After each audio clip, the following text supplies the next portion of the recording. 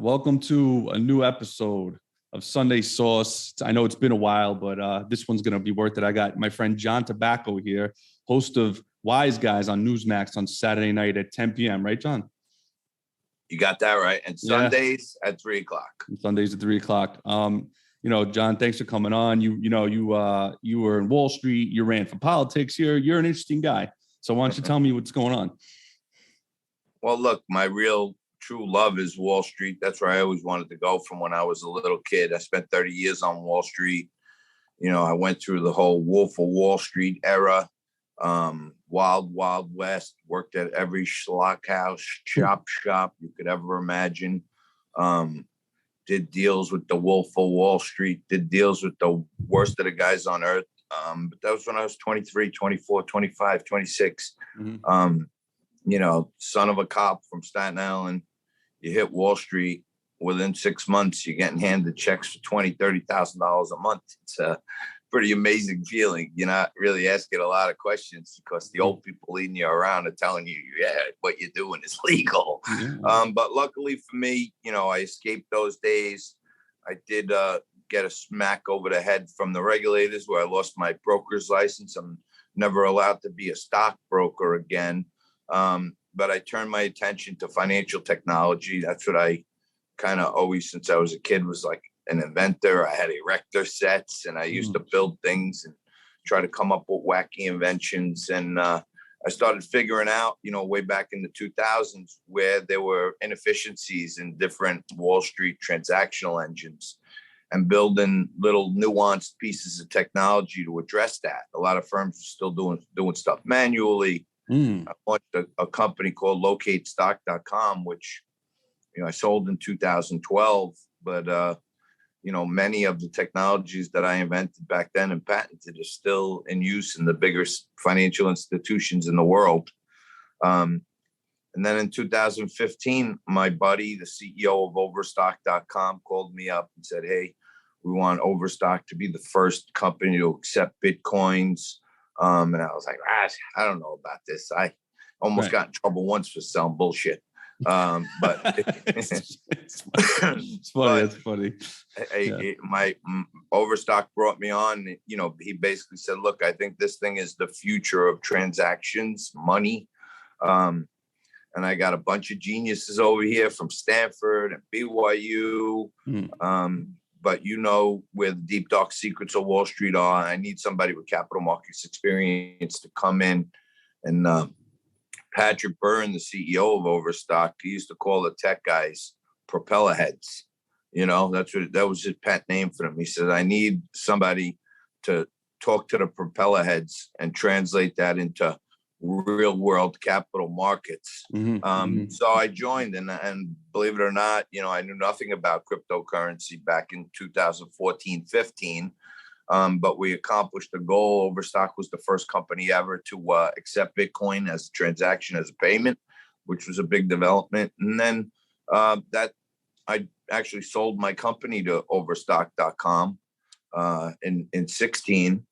And I was with them through 2020 when we did, many of the first things ever in cryptocurrency, the first public company to do a bond on the blockchain. The first public company to issue a crypto dividend.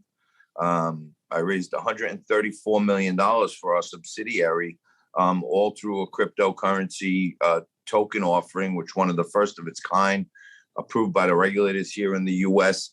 So, my business experience and my life experiences, my I call my real job, which you make money at, not loot money, like politics. But, I figured out early, I was a Republican, but I wasn't really a full 100% Republican. I was more of a libertarian because on social issues, I'm like, hey, people should just do whatever they want. Leave the government alone. If you want pot, smoke pot. If you want to be gay, be gay.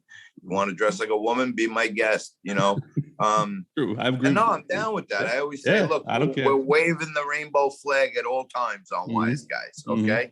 Just for those of you out there who are looking for a target to cancel. But, from a social standpoint, I've always felt like people should be able to do whatever they want. Even on the life choice issue, it's one of the toughest issues, I think, in the world, especially for someone who's a Catholic and a Christian like me, but I do understand that in some instances, maybe the woman should have the right to choose this if she was raped, or if there was an exceptional situation where she just knows that she's not mentally sound to have a kid or something. But on that too, I kind of come down socially liberal to, for some period of time, the government should leave women alone too. It is their choice what they want to do. Now, once some scientific evidence ever gets agreed on by both sides, when it's actually a life, then there should be a point where you have to take responsibility for your previous actions, and the government should give a lot of options out there, like fostering, like adoption, stuff like that, where we fund Planned Parenthood with taxpayer money to basically be an abortion mill. And what the government should do is take some of that money and put out there crisis pregnancy centers where people can come and hear all the options available to them, and start cleaning up our adoption process. And I know people, Raghu, that are trying to adopt kids from Europe and Asia, and this process is like hundreds and hundreds of thousands of dollars, and it's like years in the making. And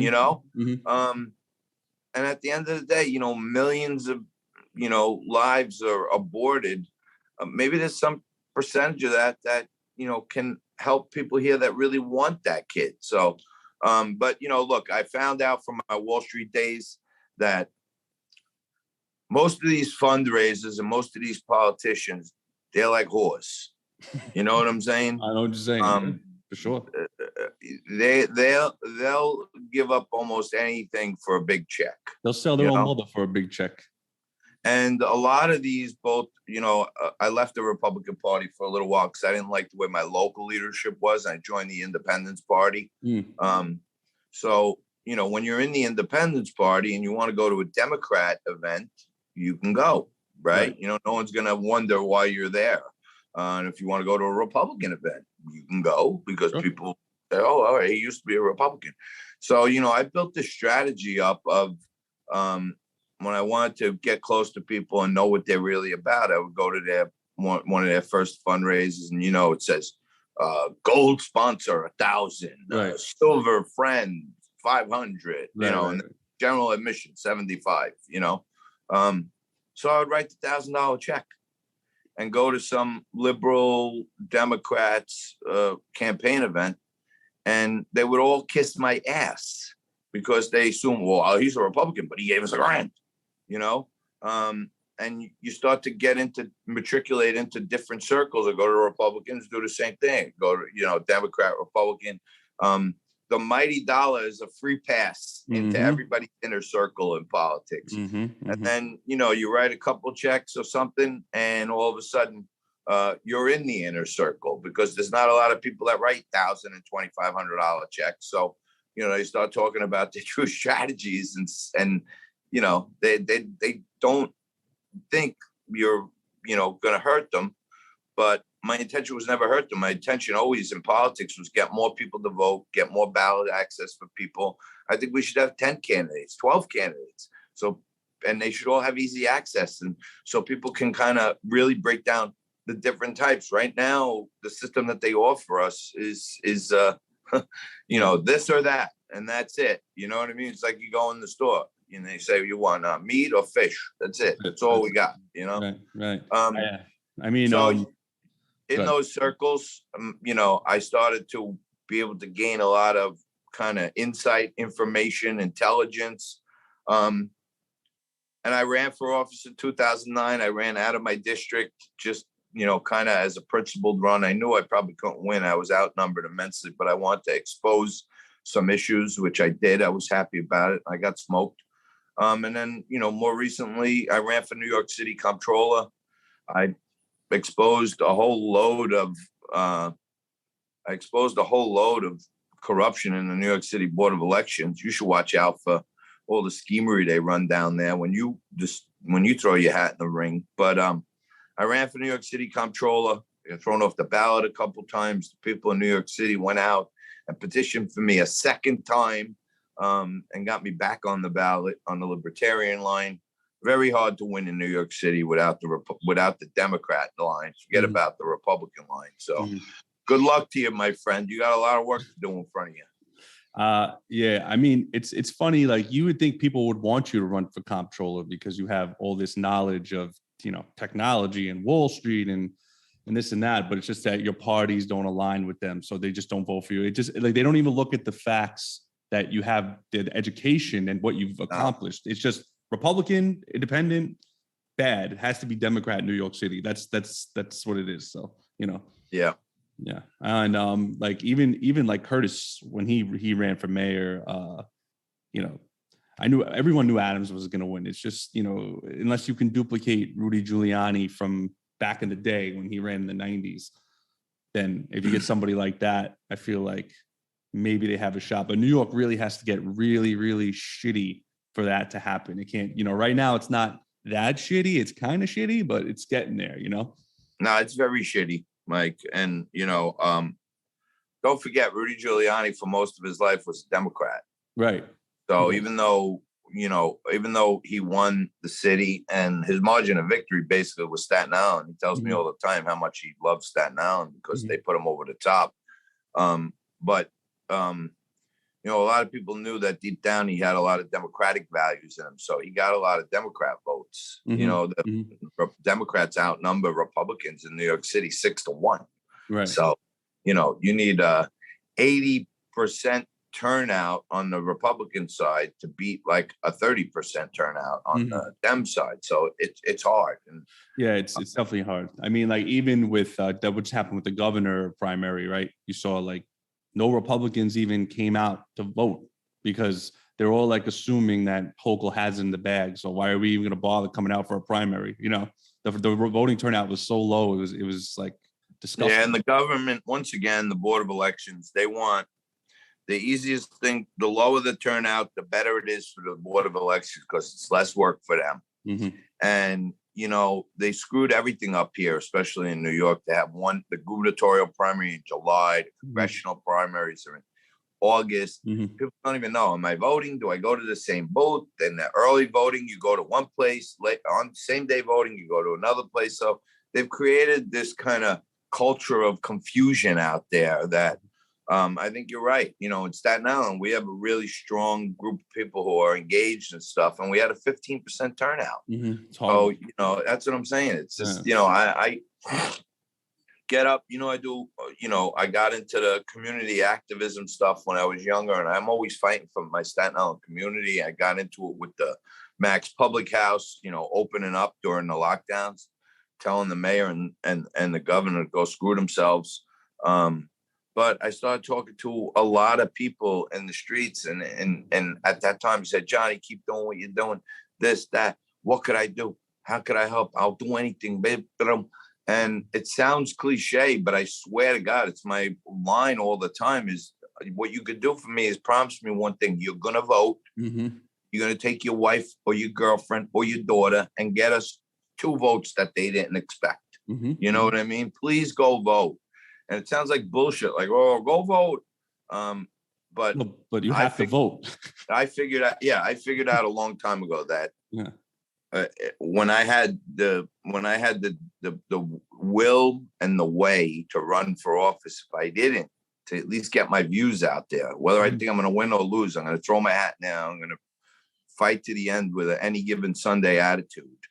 If I'm not in it to win it, there's no reason to be in it, Sure. But I found out a long time ago that if you don't vote and if you don't put all your effort into one of these inalienable rights we've been given, which is to control the democracy of the republic, you kind of forfeit your right to be a cynic. You can't sit back and say, this guy sucks. I would kill that guy. That guy, I want to run against him. You could say all that shit. But if you don't vote, if you don't put your balls on the line, if you don't go out there to an extra rally or something, let your voice be heard, then you kind of just got to sit there in the recliner for the rest of your life and be in the bleachers. I don't want to be in the bleachers. Nah, and I feel like that's also too with some Democrats who've been in like long-term positions. Like you got, Chuck Schumer, Nancy Pelosi, all those people, they don't even try when they go for re-election because they just know, like, they already know they're going to get it. It's so funny. But Republicans have to work their ass off. On my show, Wise Guys, we hit the streets every week. We go out, Kara and I, and we talk to people in the streets, and we get the beat of the street. We get the feeling of the people, And for a gag, we had one of the Newsmax reporters out in California go around Nancy Pelosi's district and ask people who their congressperson was. And she's been there for God knows how long, right? Right. And I would say 80% of the people in her own district couldn't name their congressperson, right? Wow. And then when the kid James Kluge would say, well, did you know you're in Nancy Pelosi's district? I would say, I am? Oh my God, I can't stand her. So it just shows the Pavlovian nature of the voter. When asked out of nowhere, who's your person? I don't know. Mm-hmm. When they're told, they hate it. But probably a big hunk of those people actually went in on election day and voted for her because that's what they've been doing for the last 20 years. So, voters it's hard to change voters' patterns also. That's true. So now how you were talking about Newsmax, how did you transition from financial technology, a little bit of politics, and then into Newsmax hosting a show? How did that all turn out? I got lucky. Because, my part of the market was the short selling part. So many people don't understand short selling, but, in the old, the old logo for the market is a bull and a bear. Mm-hmm. The bull wants the market to go up and the bear wants the market to go down. That's about simpler terms. So, there are a lot of times in the market where a stock is $200 and you're looking at it saying, this thing is not worth $50. Like, they have no cash flows. Their competition is growing on them. So short selling gives you a way to profit when stocks go down. Mm-hmm. Instead of buying them low and selling them high. You sell them high and buy them low. And there aren't a lot of people, despite the fact that about 35% of all volume every day is short selling. There aren't a lot of people who short sell. And there aren't a lot of people who are experts in it that want to go on TV and talk about it. So 2007, 8, 9, the housing crisis, the markets were crashing, the bank stocks were crashing. Lehman went out of business, Bear Stearns went out of business. Mm-hmm. And CNBC called on me to come on as a bear and say, well, why is everything going down? And why are you making money when everything's going down? And I started to kind of use my, regular guy, regular lingo speak and say, hey, these companies suck. Okay. They have massive risk exposure, that the global markets are tumbling. They're over leveraged. They're going to collapse. And I called, the collapse of Lehman. I called the collapse of Bear Stearns, Fannie Mae, Freddie Mac. And all of a sudden, CNBC's calling me, Fox Business is calling. How the hell does this guy know what's happening? And I was warning people, get out of your Crocs, get out of your Visa. I can remember the stock still. I was telling people, the government's coming out saying it's going to be okay. We're going to stabilize. We're going to give TARP money to this, that. And I was saying, get out. And it started turning out where, because I had a kind of unique spot in the world, the financial companies like me. And then when I started doing Fox Business, a lot of the things that were happening in the economy were directly related to politics and geopolitics. And, I had a long history of understanding politics and read a lot about historical stuff about politicians. And I started to be able to translate, well, this is happening in the market because of that policy or that legislation. And then Neil Cavuto saw me on Fox Business and asked me to come on Fox News. And then I became a regular with Neil Cavuto doing exactly that. Why is the market down 500 points today, JT? Well, Jerome Powell said that he's probably going to raise more than 75 points next quarter. So we're looking at 100 basis point, and a lot of times luckily, or maybe through work, I was right on the money with my calls. And I became a regular on Fox for about 10 years. And then in 2015 and in 2016, I met Chris Ruddy, the CEO of Newsmax, at their Christmas party. A mutual friend invited me to go. We started talking. And he said, hey, why don't you pitch me a show? And instead of being a contributor at Fox and this, that, and the other thing, you can come over here. We're building something big. And so I pitched him this show, Liquid Lunch, that went on. I pitched him a show called Table Talk at that time, which was me and Vito Fasella going sitting down for dinner with families and just talking about the issues of the day. And then that grew into Liquid Lunch. And Liquid Lunch, took me from daytime to Wiseguys, put me in primetime weekends. But, I'm only one more step away now, Rego, from being on You're right there. You're right there. Yeah. That's it. But that's the whole progression. And I took the shot with Newsmax to say, hey, do I want to be the smaller fish in the bigger pond, or do I want to be the bigger fish in the small pond? And hopefully it grows. And, back then Newsmax went to 30 million homes. Today it goes to 80 million homes. So, I can't feel like I hit the right note there, and I'm, massively loyal to Newsmax. I get, weird offers all the time to do other things and OTT and podcasts and all this stuff. But, I feel like Newsmax is on the right track, and I'm really, really happy with our show. They give us a lot of latitude to be funny here and there. I try to be funny. And I got a great cast with Cara Castronova and Lou Gelomino. They're with me every week.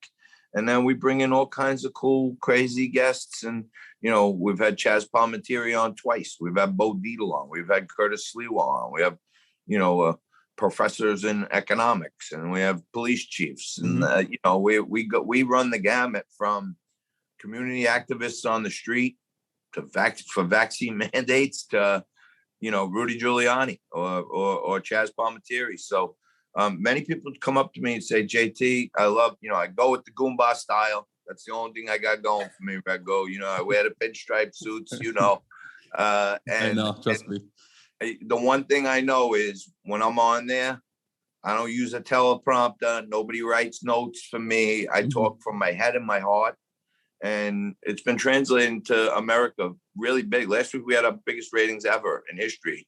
Because I think people are starting to realize, hey, this is like a regular guy, like you. You're not a trained podcaster, but you're easy to listen to because you're just talking to people. You're not trying to put on some kind of show. Right. I feel like the people now are starting to appreciate like regular guys with street knowledge and, kind of book knowledge, because kind of President Trump kind of laid the land. He was a businessman, and then he was a businessman, and then he became a politician. So he was never a politician before that. So kind of feel like he laid the land for the average man. Well, he's not average, but the average person to kind of get into politics or get into TV or whatever. You know what I mean?